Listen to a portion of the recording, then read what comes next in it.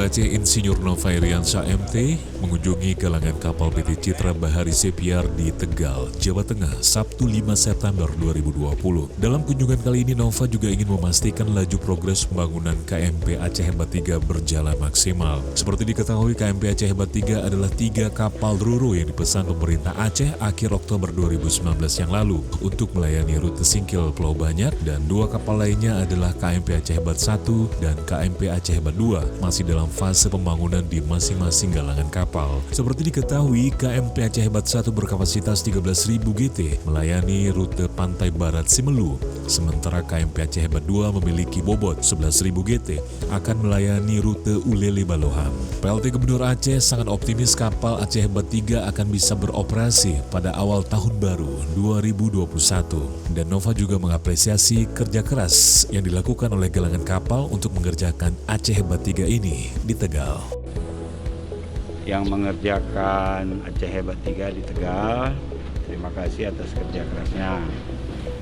Memang ada deviasi sekitar 6% ya, tapi kita bisa paham karena dalam masa COVID di awal itu kira-kira bulan Juni memang progresnya agak, kurva S-nya itu agak turun. Tapi sekarang kurva S-nya trennya sudah naik lagi. Kita tetap berharap ini bisa deliver ke bulan selambat-lambatnya bulan Desember.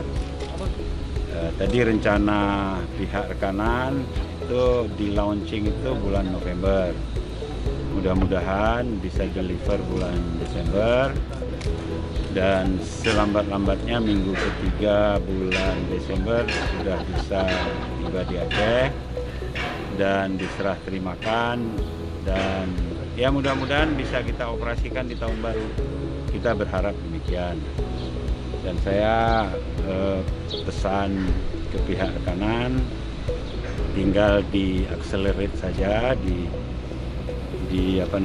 dipercepat, karena kalau urusan kualitas untuk kapal ini kan semua komponen, semua fase itu ada sertifikasi.